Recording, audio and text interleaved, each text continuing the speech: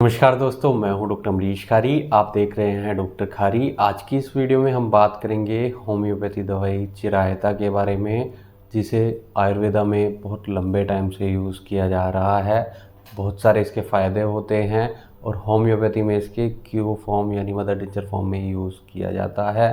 दोस्तों, इस वीडियो में हम जानेंगे कि इस होम्योपैथी दवाई को किन रोगों और किन लक्षणों में लिया जाता है, लेने का सही तरीका क्या है। जानने के लिए वीडियो पूरा देखें। अगर आप हमारे चैनल पर नए हैं तो चैनल को सब्सक्राइब कर लें ताकि आने वाले हेल्थ रिलेटेड वीडियो से आप अपडेटेड रहें। चिरायता के बहुत सारे फ़ायदे होते हैं। होम्योपैथी में सवर्सिया चिरायता क्यू के नाम से ये दवाई आती है।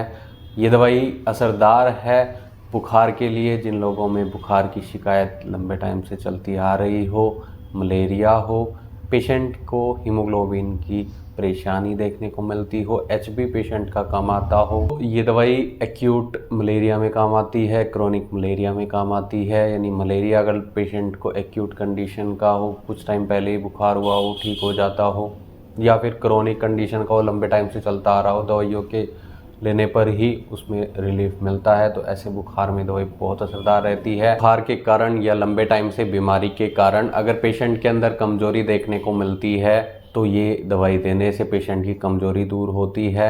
लंबे टाइम अगर पेशेंट बीमार रहा है, बुखार से पीड़ित रहा है, तो उसकी रिकवरी में मदद करती है, एचबी लेवल को बढ़ाती है। ये दवाई पेशेंट के ब्लड प्यूरीफायर का भी काम करती है।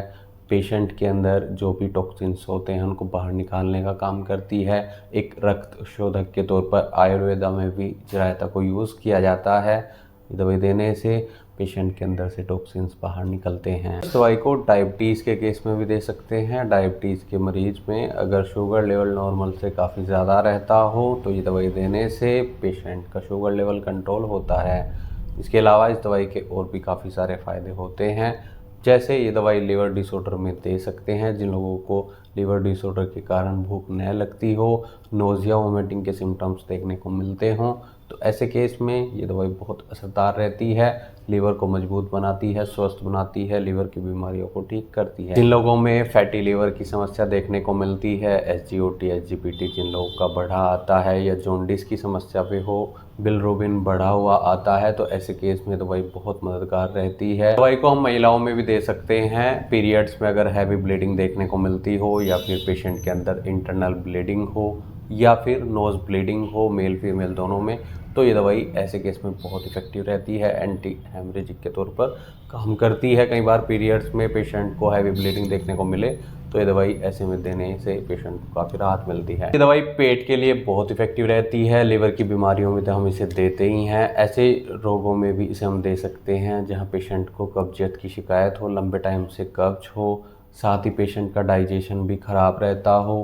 कब्ज के कारण पेशेंट को कई बार ब्लीडिंग पाइल्स देखने को मिलते हों, यानी बवासीर में पेशेंट को ब्लीडिंग देखने को मिले, तो ये दवाई देने से कब्ज ठीक होती है, पाइल्स ठीक होते हैं और ब्लीडिंग को ये दवाई कंट्रोल करती है। दवाई को हम जोड़ों के दर्द में दे सकते हैं, जोड़ों की सूजन में दे सकते हैं। जिन लोगों में गठियाबाई की समस्या के कारण ऐसी केस देखने को मिलते हैं जहाँ पेशेंट को घुटनों में दर्द हो, कोहनी में दर्द हो, या छोटे छोटे जॉइंट्स में भी अगर पेशेंट को पेन देखने को मिले, स्वेलिंग आ रही हो, तो ये दवाई ऐसे केस में बहुत इफेक्टिव रहती है। दर्द में राहत देती है, सूजन को कम करती है। चिरायता स्किन डिजीज़ में बहुत इफेक्टिव रहता है। अगर पेशेंट को स्किन डिजीज़ में खुजली देखने को मिलती हो, जलन हो, एक्जिमा, सोराइसिस में बहुत असरदार रहती है, क्योंकि ये एक ब्लड प्योरीफायर का भी काम करती है। ऐसे केस में अगर पेशेंट को वुंड में भी क्लीनिंग के लिए ये दवाई दी जाए तो काफ़ी असरदार रहती है, घाव को जल्दी भरने में मददगार रहती है। और अगर पेशेंट को स्किन पर स्वेलिंग देखने को मिले, इन्फ्लामेशन देखने को मिले, तो उसको भी ठीक करती है।